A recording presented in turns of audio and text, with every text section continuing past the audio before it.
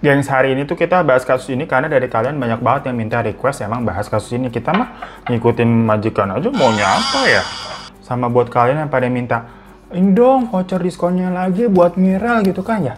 Lu sering-sering baca tuh di deskripsi bawah selalu kita cantumin ada diskon seumur hidup. Miral udah baik banget tuh ngasih diskon gede-gedean begitu kan, biar muka lu pada sehat-sehat semua di tengah situasi yang sekarang kan kayak ya badan-badan lu sehat-sehat ya, jangan pada sakit-sakit deh.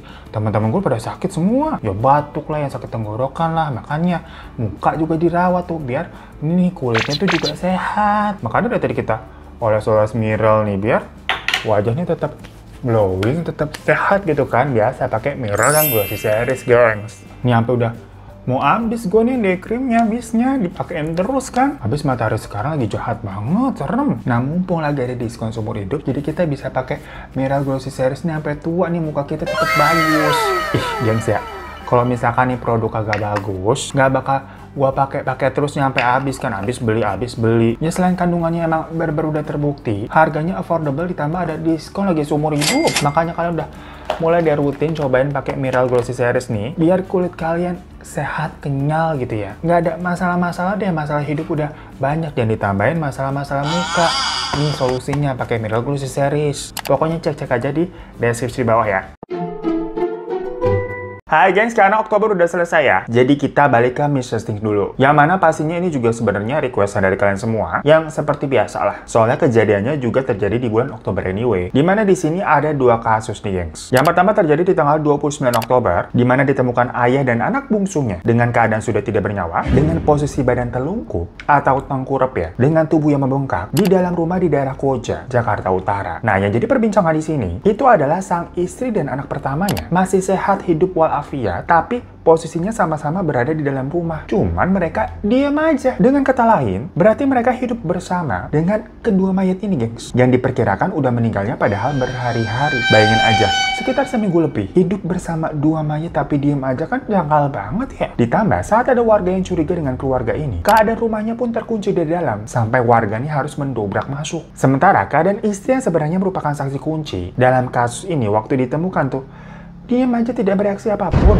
Kayak orang linglung, bengong terus. Nggak ada raut muka ketakutan atau kesedihan karena suami dan anak bungsunya ini padahal udah nggak ada di dalam rumah yang sama. Nah makanya sebenarnya apa yang terjadi? Karena lagi-lagi kasus ini tuh menjadi sebuah kasus misteri, gengs. Tapi untuk lebih runut, kita mulai dari background keluarga ini dulu ya. Sang suami yang telah tiada itu bernama Pak Hamka Rusdi, atau biasa dipanggil dengan Pak Hamka, yang kemarin pas kejadian sudah berusia 50 tahun. Sedangkan istrinya bernama Nur Hikmah, yang mana mereka berdua ini mempunyai dua orang anak. Anak pertama berumur 3 tahun berinisial AD, dan anak kedua yang sudah tidak selamat juga tuh berusia 1,5 tahun yang bernama Abid Kusyai. Mereka sekeluarga ini tuh tinggal di Jalan Balai Rakyat 5, RT 6 RW 3 Tugu Selatan Koja, Jakarta Utara. Dan diketahui memang Pak Hamka ini sudah sekitar 10 tahun tinggal di kawasan tersebut karena Pak Hamka memang orang asli Koja situ. Tapi walaupun Pak Hamka ini tinggal lama di sana, tapi warga situ katanya juga pada nggak deket-deket banget, gengs. Soalnya menurut warga sekitar, Pak Hamka ini memang orangnya pendiam dan tertutup. Tapi kalau ditegur ya balas negur kalau Pak Hamka nih. Dan di daerahnya Pak Hamka ini bisa dibilang keluarga ataupun orang yang berkecukupan, di mana dia punya usaha travel dan umroh, gengs. Sampai akhirnya Pak Hamka ini menikah pada tahun 2017 dengan istrinya tadi. Dan selama kira-kira 6 tahun berumah tangga, mereka kan udah dikaruniai nih 2 orang anak. Tapi basicnya ya memang orang-orang ini tertutup ya, maupun Pak Hamka dan istrinya. Warga pun katanya bahkan ya tidak mengenal sosok istrinya itu bagaimana. Nggak kenalnya ini maksudnya sampai taraf sampai nggak tahu namanya loh. Cuma manggilnya kayak Bu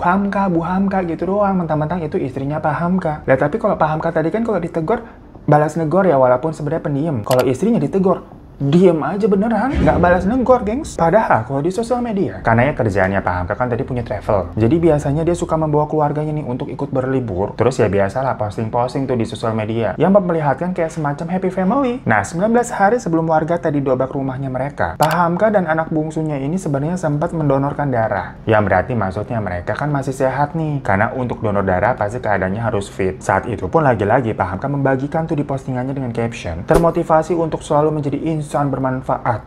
ayo donasikan darahmu, kita sehat, mereka selamat. Ya macam caption-caption orang normal. Nah, rumahnya Pak Hamka ini tuh terdiri dari 2 lantai, gengs. Jadi lantai 1 tuh diperuntukkan untuk garasi, sedangkan rumah mereka tinggal tuh ada di lantai 2. Sampai di tanggal 14 Oktober 2023, ada salah satu warga ini yang mulai mencium bau-bau nggak sedap. Dari yang cuma 1 orang nyium, lama-lama banyak. Karena baunya tuh makin hari makin kuat ya, bau-bau busuk begitu. Salah satu warga di sana yang bernama Pak Bambang, yang jarak tempat tinggalnya memang kurang lebih 50 meter dari rumahnya Pak Hamka ya. Itu juga sampai bisa mencium baunya loh, jaraknya 50 meter. Kebayang nggak berarti semenyengat apa itu? Ya lama-lama warga di sekitar sana merasa terganggu dan penasaran ini bau busuk dari mana sih? Apalagi misalkan kalau malam-malam mau istirahat, nyium bau begitu kan nggak nyaman. 50 meter aja sampai kecium kan ganggu. Makanya pas udah nyadar nih ada sebuah hal yang kayak ini aneh nih baunya nih. Mereka mencari deh tuh sumber baunya. Yang kok makin hari nih bukannya hilang tapi makin menyengat. Awalnya biasa dikira sebenarnya itu apa ya, bangkai tikus atau paling banter bangkai kucing. Jadi mereka nih nyarinya nih warga nih sampai ke gorong-gorong gitu kan, ke selokan karena dikiranya hewan. Cuma kalau ditelusuri lagi kok sumbernya kira-kira dari rumahnya Pak Hamka ya. Mau nanya nih atau negor tapi pintu rumahnya kan ketutup. Dilihat kayak orangnya lagi keluar apa gimana. Soalnya di parkirannya kan lantai 1 cuma buat parkiran tuh ada mobil sama motor. Nah itu juga kelihatan berdebu banget, emang kayak nggak dipakai. Sampai warga ngebatin,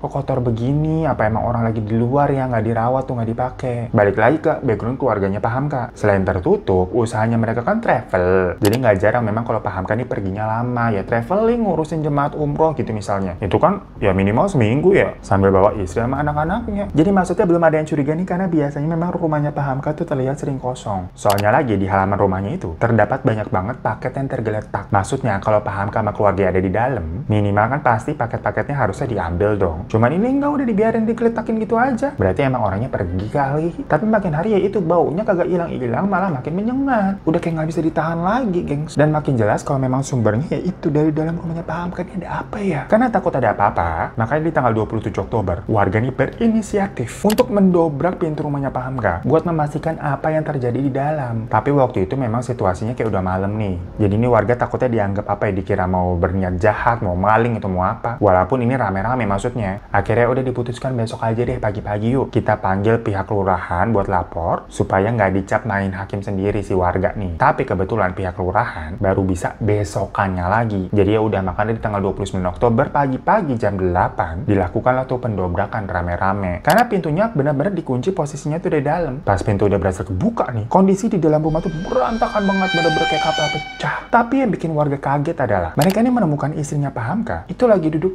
diem aja tanpa bereaksi sedikit pun saat nih banyak orang yang masuk dan tadi kan pintu didobrak. Ya minimal orang ada pintunya didobrak, penghuni di dalam kayak panik dan bingung kayak langsung bukain pintu atau gimana nggak sih? Ini nggak, udah sampai masuk nih orang-orang, ya udah diem aja gitu ngeliatin. Dan selain itu, ada juga anak pertama mereka yang tadi 3 tahun. Itu juga sama, duduk anteng di sofa katanya, gengs. Lah kan aneh banget ya? Nah tapi, namun di sini, gue sebenarnya menemukan ada beberapa keterangan yang berbeda dari berbagai sumber-sumber berita mengenai posisi dari si anak pertama yang 3 tahun ini. Jadi ada sumber berita yang memang bilang kalau anak pertama ini ditemukan lagi duduk di sofa anteng tapi posisinya lemes. Cuma ya dia nggak nangis nggak apa. Nah tapi sumber berita lain juga mengatakan kalau posisi anak itu ditemukannya di dalam kamar dengan keadaan yang sama-sama lemes, pokoknya langsung dievakuasi. Cuma ya pokoknya dari 2 sumber ini mengatakan si anaknya diem aja, no respon. Ngelihat nih orang banyak banget masuk. Bedanya tadi satu bilang lagi duduk di sofa, satu lagi ditemukannya di kamar. Yang jelas setelah warga menemukan istri sama anak yang masih hidup tapi diem aja, ditanya dong, Pak Hamkanya di mana? Lagi-lagi di situ si istrinya ataupun anaknya itu nggak jawab, diem baik. Makanya warga meneruskan nih untuk mencari Pak Hamka di mana. Alahnya mereka terkejut karena menemukan Pak Hamka di depan kamar mandi dengan keadaan terungkurap nggak bernyawa. Masalahnya keadaannya udah membusuk dan baunya bikin wah. Udah gitu, nggak jauh dari situ ditemukan juga anak keduanya yang 1,5 tahun. Yang sama keadaannya udah membusuk dan malah udah membengkak. Sampai-sampai warga nggak ada yang berani buat menyentuh, buat sekedar apa ya, nolongin evakuasi gitu ya. Karena udah jelas-jelas dia udah meninggal, udah membusuk, membengkak begitu. Dari situ mereka rame-rame lapor ke polisi. Biar aja udah polisi yang nanganin gitu maksudnya. Sementara itu, sambil menunggu kedatangan polisi, istri dan anaknya yang tadi nomor 1 dievakuasi sama warga nih karena kan mereka masih hidup. Mereka dikasih makan dulu tuh biar bisa tetap hidup. Habis kan yang tadi anaknya kan lemes. Namun sang istri tetap aja diam aja, disuapin sih mau makan. Anaknya juga anteng doang, tapi sama disuapin ya mau makan. Makanya di sini masih dipertanyakan, kenapa kayak semacam gak ada emosi apapun dari kedua orang ini ya? Entah trauma atau gimana gitu sampai kok diem aja nggak ada reaksinya. Ya cuma dilihat-lihat lagi nggak ada luka-luka di sekujur tubuh mereka sih. Jadi memang diduga tidak ada kekerasan fisik. Ya kalau begitu kok ini istrinya nggak ada apa ya, semacam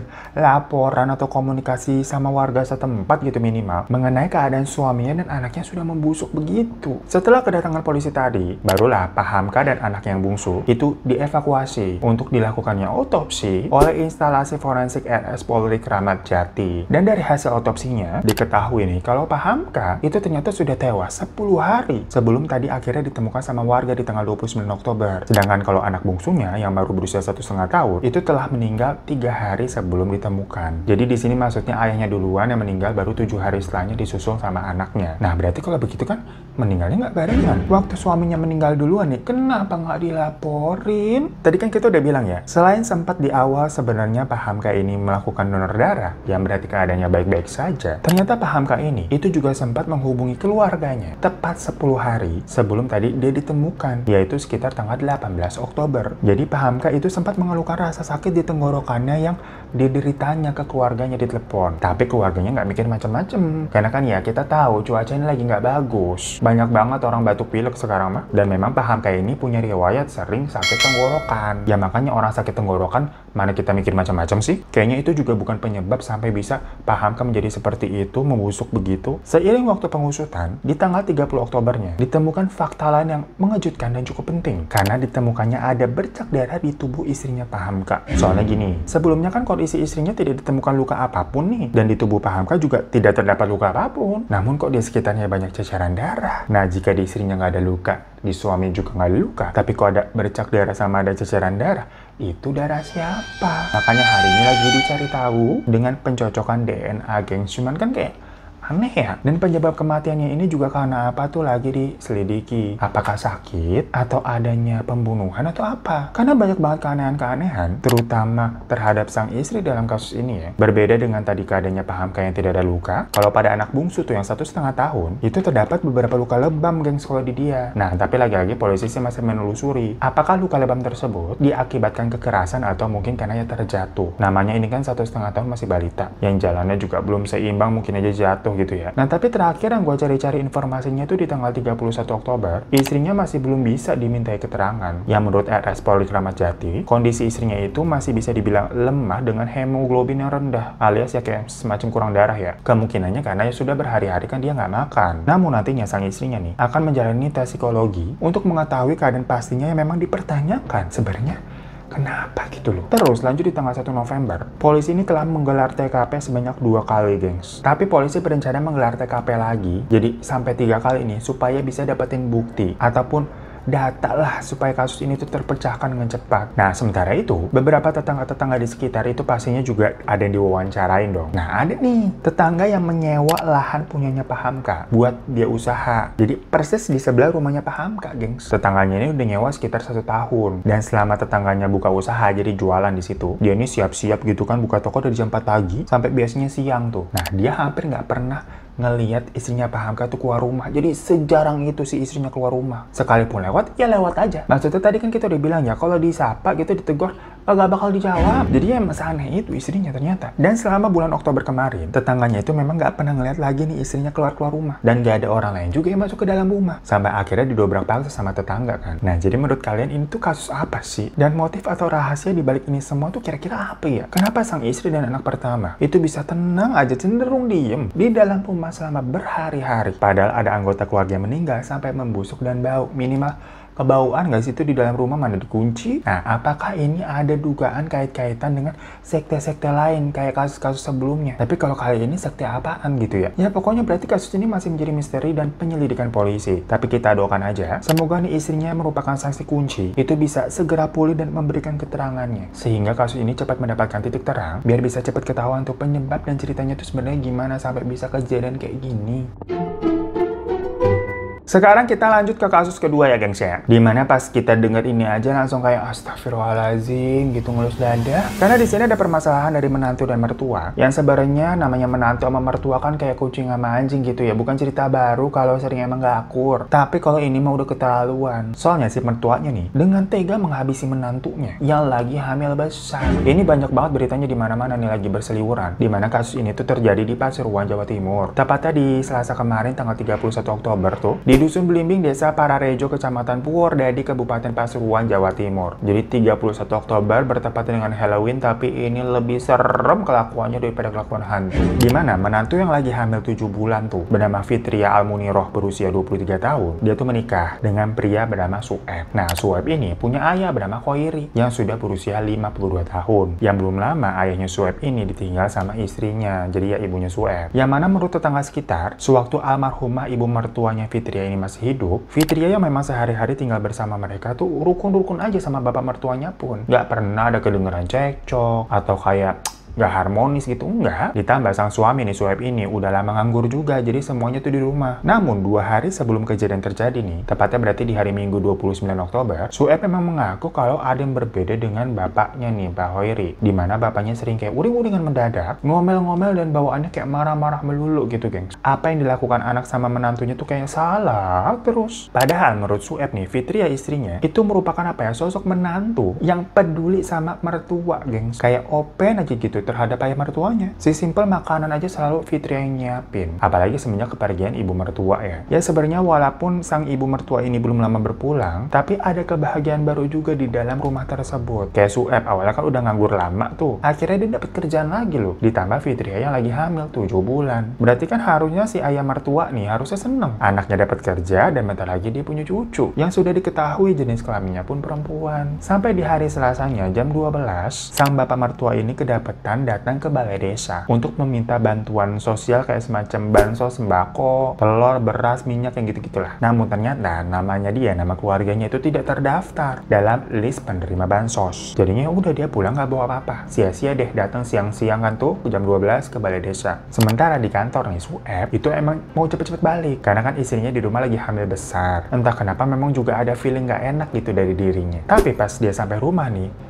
dikunci rumahnya. Tumben-tumbennya kan soalnya itu jam dia pulang kantor. Yang harusnya mah istrinya ada di dalam rumah. Sueb mikir apa ini orang-orang rumah lagi pada keluar. Jadinya dia ngintip tuh lewat jendela. Ada orang nggak sih di dalam? Ternyata dia ngeliat bapaknya lagi duduk di sofa di ruang tamu. Ya padahal kan dari tadi si Sueb ngetok-ngetok pintu ya perkara dikunci. 11-12 sama kasus yang pertama nih gengs. Dikira rumahnya kosong padahal mah di dalam ada orang. Kejadian juga mirip-mirip Oktober kemarin. Ya karena berarti kan Sueb ngeliat tuh ada bapaknya di dalam. Sama dia diketok-ketok lagi dong. Tapi bapaknya tetap diem gitu nggak bukain pintu, dan istrinya juga nggak muncul-muncul tuh. Padahal Sueb kan udah berisik yang ngetok pintunya ya. Ngerasa ini aneh banget. Padahal jelas-jelas bapaknya ada di ruang tamu tuh. Sueb juga nempelin mukanya kan ke jendela. Akhirnya secara paksa Sueb mendobrak pintunya. Ya udah, pintunya langsung kebuka dan kelihatan ternyata di lantai ada ceceran darah. Tapi seketika itu juga si bapaknya yang tadi ini duduk di sofa langsung lari ke rumah dengan ekspresi ketakutan. Jadi dari tadi diem aja gitu kan. Tapi pas Sueb berhasil masuk, baru tuh bapaknya lari kabur. Ya Sueb nggak ngerti nih kenapa bapaknya lari begitu. Dia langsung mencoba mencari istrinya tuh di dalam kamar. Yang ternyata di situ posisi istrinya sudah tergeletak dengan leher yang